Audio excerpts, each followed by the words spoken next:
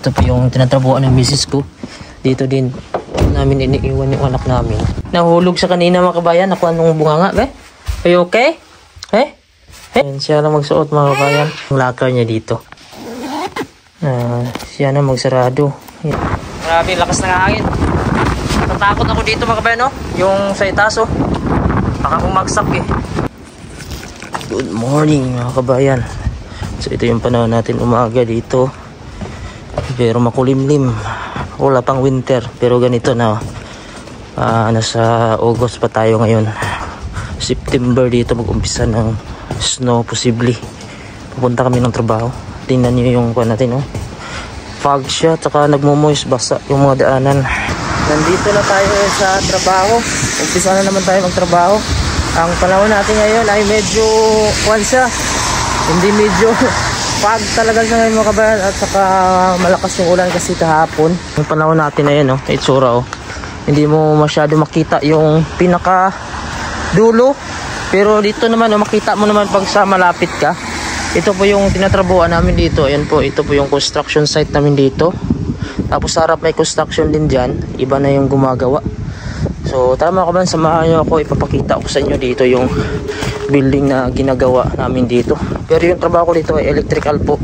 Ito nag-hukay sila dito. Kasi nga mga kabayan, mabaunan kasi yan ng mga electric, mga pipe. Tapos ito po yung mga itsura dito mga kabayan ng building na ginagawa ko. So tingnan natin kung bukas na. Kasi madalas dito mga kabayan sarado. Napasok kasi sila dito alas 7. So ang oras natin dito ay alas 6:30. Ito po hanggang dun po sa dulo yung project namin. So tingnan natin dito, sana bukas para maipakita ko sa inyo mga kabayan kung ano yung itsura nito. At siguro may nauna na dito. Bukas na nga ito. Ayan, ito po bukas na siya. So tara samahan nyo ako. Papakita ko sa inyo dito kung ano yung itsura nitong building na to. Ayan, ito po ay apartment ito mga kabayan, no? So dito ito yung ground floor. Pero maglalagay pa sila dito ng elevator. Concrete na talaga yung mga ginagawa. Ito concrete na to. Hindi kagaya dati na mga kahoy lang. Pero ang gilid-gilid niyan mga kabayan, lalagyan niyan ng mga insulation para hindi tatagos yung lamig. Ipakita ko sa inyo kung ano yung mga insulation sa mga hindi nakakaalam. Ito po yung insulation. Makati po ito mga kabayan, lalo na pag malanghap mo, makati sa balat. Yan po yung hinaharang nila. Parang barrier siya mga kabayan. Or sa pag gate siya. Sa tao, ayan naman ay barrier or harang sa lamig. So lahat ng gilid na yan ay may mga harang yan sa lamig. Kita tayo sa itaas, sa first floor. Ipakita ko sa inyo yung itsura mismo ng mga apartment. Dito tayo medyo malinis dito, tingnan eh. Yan. Ito, elevator ito. So hanggang sa itaas. Yan. So dito, pagpasok mo dito, mayroon yang 1, 2, and then 3, 4. So 4 na apartment ito. So ito, iba yung may-ari dito, iba din yung may-ari nito, iba din dito, so iba din dito. Depende po kung ilang kwarto.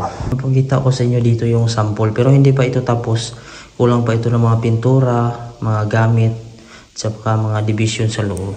So ipakita ko muna sa inyo yung maliit. So dito tayo, ayan.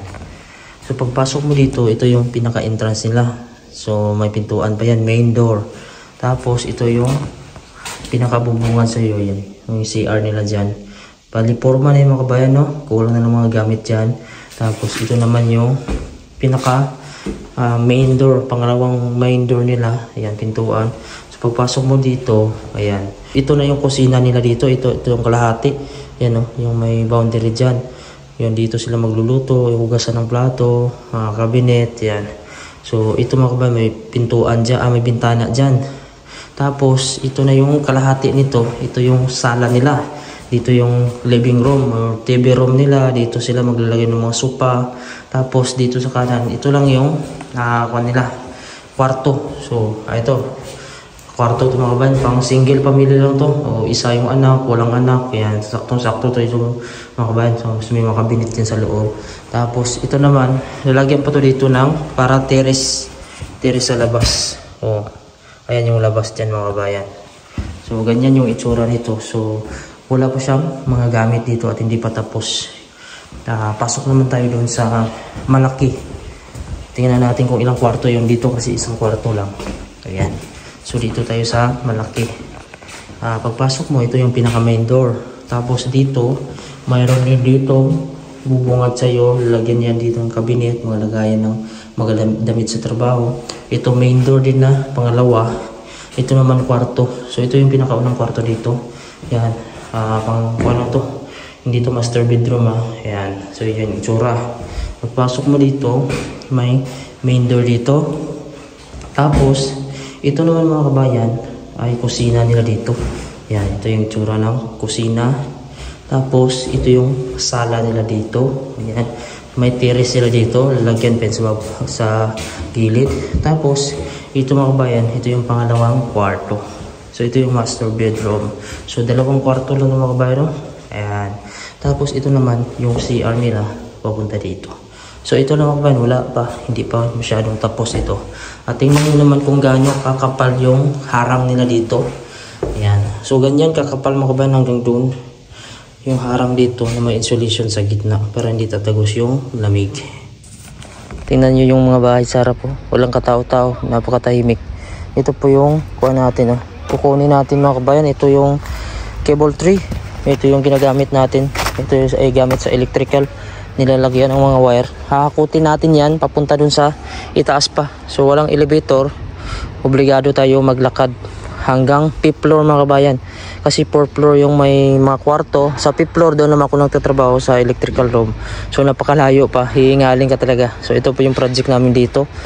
Hanggang dito. So ito mga kabayan, malapit na tumatapos. Sa likod tapos na. So, ito po yung mga bagong building na ginagawa dito. Talagang wala na yung mga bahay na mga bungalow type. Kasi medyo masikip na kasi mga kabayan. At nawawala na yung mga sinaunang makukulay na bahay. Napapalitan na ng mga modern.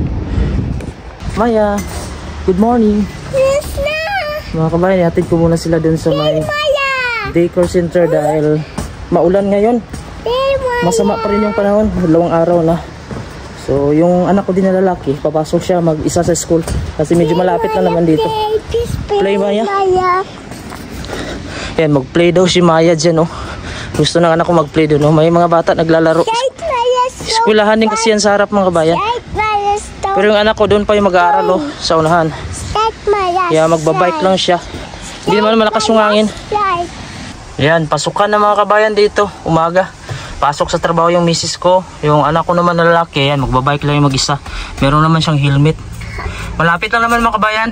Yung kuha na sa, siguro nasa 1 kilometro galing dito. Babike niya yung school niya. Siya lang mag-isa papasok yan. Yung anak ko dati, natid ko pa. Pero ngayon siya lang. Nandito tayo sa Auto Nord. Ito yung paggawaan ng masasakyan kasi kukunin na natin yung sasakyan. Ito po yung sasakyan mga kabayan na pinagawa namin sa company namin ito. Ayaw kasi umandar, ayaw siya mag-start. So ito may shop din sila dito sa baba. Mga Pilipino yung nagtatrabaho dito. So subukan natin kung gumagana na ba ito kasi nag-email na sila na pwede na daw itong gamitin. So matagal-tagal din mga kabayan, siguro may 2 linggo siguro ito na standby. Kasi yung parts, may binili silang parts dito. So subukan natin. Maganda kasi yung mga Toyota talaga. Ayan po, isang click na lang siya. Dati kasi ayaw siya mag-click. Yun yung problema. So sa mga technician dyan, ano ba yung madalas na problema nito? Ayaw siya mag-click mga kabayan, no? Pag mag-start ako, ito lang. Hindi naman lubat yung battery. Nakakuha lang siya, nakailaw lang to. Tapos matigas apakan yung brake niya. Parang nasasakal siya. Ayan, so ito na po, okay na po siya mga kabayan, no? So medyo nag-moist pa kasi na-stuck to dito. So punta na po ako ng trabaho at gagamitin na natin itong sasakyan natin. Ayan. So gusto ko pa rin mga kabayan, mas natitibayan pa rin ako sa makina ng Toyota kasi may Toyota sa company namin. Iba talaga yung hatak kaysa itong Mercedes-Benz. Parang hirap makaahon lalo na sa pagpataas. Mas maganda lang ito siguro mga patag. So ayan. So ano po yung kuan nito sa mga technician, ano po yung naging problema kaya nito, no? Kasi pag click mo lang, mag-ilaw lang siya mga kabayan, tapos ayaw umandar. Aandar naman siya siguro mga kadalasan 10 minutes na patay sindi ko. Doon magki-click siya. Pero nung katagalan ayaw na. So ngayon isang click na lang siya. Pag i-cambio ko siya, medyo matigas. Manual kasi ito. Baka natin. Oh, medyo lumalagat siya, medyo matigas. Hindi na kagaya dati na smooth talaga siya. Oh. ayan, matigas siya. Pero i-drive natin to. Ito po yung mga area dito kung saan paggawaan ng mga sasakyan. Dito po ginagawa pag may mga problema. Ayan, iba-ibang company po to dito. So ito na po yung takbo ng sasakyan natin, no? Ayan, okay naman siya. Ang problema lang, medyo matigas yung cambio niya. Yung mga building dito mga kabayan, ito na yung mga modern type, oh. Tapos matataas na, hindi na kagaya ng mga bungalow type, no, na kunti lang yung makatira. Ayan, no, isang building, marami yung makatira dyan. Kaya dito sa Nok masikip pagka yung bahay lang maliit dahil dumadami na din yung tao. Yung dumadami dito, yung mga kulang naman mga foreign workers. Hindi naman yung mga Greenlandi kasi kunti lang sila. Pangalawang hakot natin ito. Ito po yung metal, dadali natin sa itaas kasi wala kasing elevator doon. Tapos aakyat pa tayo hanggang 5th floor. So tiis-tiis lang. Dahil ito naman yung gusto natin trabaho para sa pamilya. So kayanin natin to. Ito po yung mga metal. Gamit namin ito sa electrical kasi ito yung unang nilalagay namin para sa pangkuan sa wire. Panglagayan ng wire. Ito po cable tray, tapos lagyan namin ng division para hindi po maghalo yung internet, yung connection ng TV, yung wire ng TV at saka yung power. So bawal kasi sila. Kaya ito yung gagawin natin doon, dadalhin natin dyan yung building na yan. So maglalakad pa tayo dito, tapos paakyat pa tayo. Pero okay lang yung mga kabayan. So ito yung panahon natin, oh. Medyo nagpapag na naman. So alas 4 na dito ng hapon. Tingnan nyo yung bahay, parang walang katao-tao. Yan yung labas nila. Pahinga muna tayo mga kabayan. Nandito ako sa ground floor. Ito pa yung metal na dadalhin natin. Napaka-solid yan at medyo mabigat talaga. Kaya every floor nagpapahinga ako nito.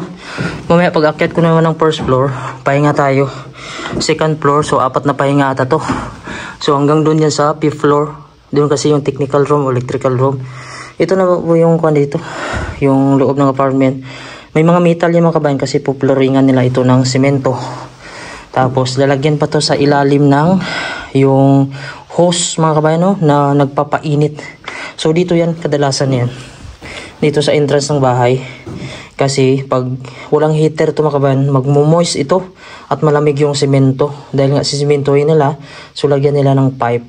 Linya dyan. Yung pipe na yun na parang plastic siya na matigas. Tapos mayroon siyang tubig na mainit na umikot-ikot. Tapos magpapainit yun ng semento. So ito mga kabayan, kuha na to, hindi na to nilalagyan. Dahil simentohin, tapos kahoy naman yung i-flooring niyan. Ang dito lang, yung semento yung flooring or tiles. Yan, lalagyan nila yan ng mga pipe. So ito po yung apartment type dito hanggang 5th floor. Tapos yung ilalim nito, sisimentohin nila, may kasamang styrofoam. Kasi mga kabayan, hindi pwede solid dito na simento dahil nga magmo-moist. Kaya lalagyan nila ng styrofoam. Kita nyo to. Yan, styrofoam to sa gilid. Tapos lalagyan pa nila yan ng patong na styrofoam. Grabe, lakas ng hangin. Natakot ako dito mga kabayan, no? Yung sa itaas, oh. Baka bumagsak eh. Mabigat pa naman yan, no? Kaso may ikot-ikot lang siya pag malakas yung hangin. Kasi pag naka-steady yan mga kabayan, maaari yung mabagsak. Yan. So ito po yung ano natin ngayon, nagliliparan yung plastic. So pasok tayo dito sa building. Dito ba ako nagtatrabaho? Pakita ko sa inyo dito yung taas. Medyo tahimik dito kasi parang ako lang mag-isa nagtrabaho dito. May mga pailan-ilan na magtrabaho dito pero tag-isa lang, isang carpenter. Ayan, yung mga helper meron din. Hanggang 4 na palapag ito mga kabayan. So medyo matagal-tagal matapos to kasi kailangan pa itong pintura. Ito concrete na ito. Halos mga concrete na ito pa ikot. Pero babalutin pa rin siya ng mga insulation. Dahil nga dito sa Greenland ay tagos pa rin yung lamig pag hindi mo balutin. Nandito ako ngayon sa tinatrabaho ng misis ko at yung iniiwanan namin sa anak namin. Daycare center mga kabayan, dito namin iniiwan yung anak namin. So kukunin ko yung anak ko mga kabayan kasi oras na sa uwian. Baba tayo dito. Ito po yung tinatrabaho ng misis ko. Dito din namin iniiwan yung anak namin. Ayan po. Ayan. Ito na yung anak ko mga kabayan. Oh. What happened? Ha? Nahulog sa kanina mga kabayan. Nakuha nung bunganga. Eh? Are you okay? Eh? Eh?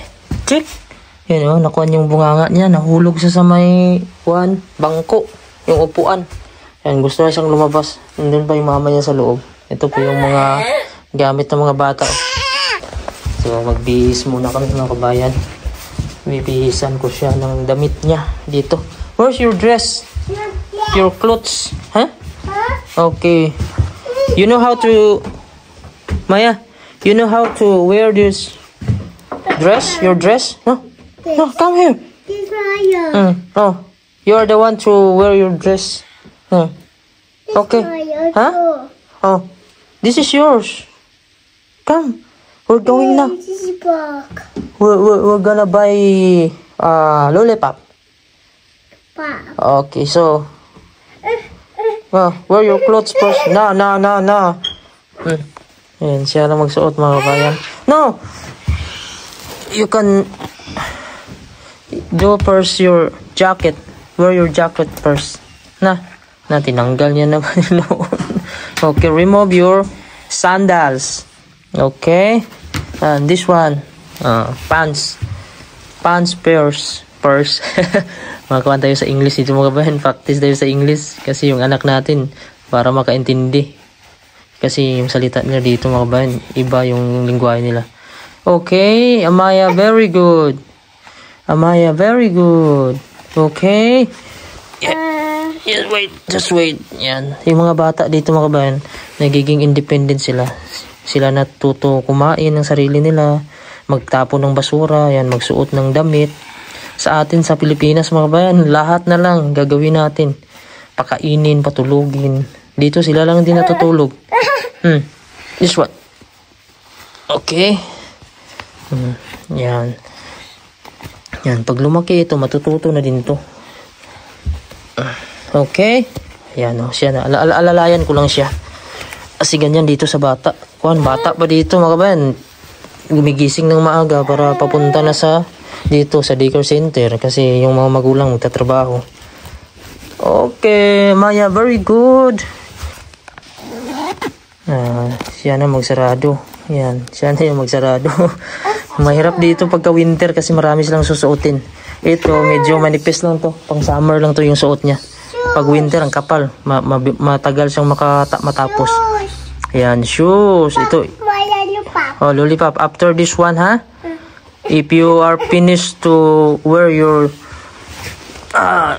shoes, we're gonna buy lollipop and ice cream. Yeah! Ice cream, Amaya. Oh, are you finished? Are you done? Hold your shoes. Hold. Yes, yan. Alam niya na mga kabayan. Tapos na finish. Yan, ito yung mga gamit niya dito. Yan, may sandal. Yan. Put your sandal inside.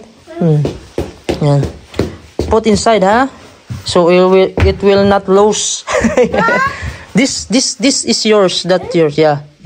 Inside. Yeah, very good. Okay, we're going na. Yeah. Call mommy. Going there.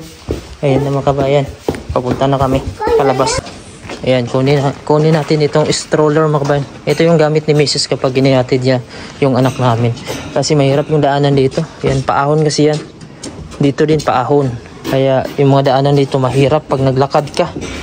Yung mga bata mahirapan maglakad. Yun po yung anak ko. Okay? We're going na? Ha? Amaya? We're going?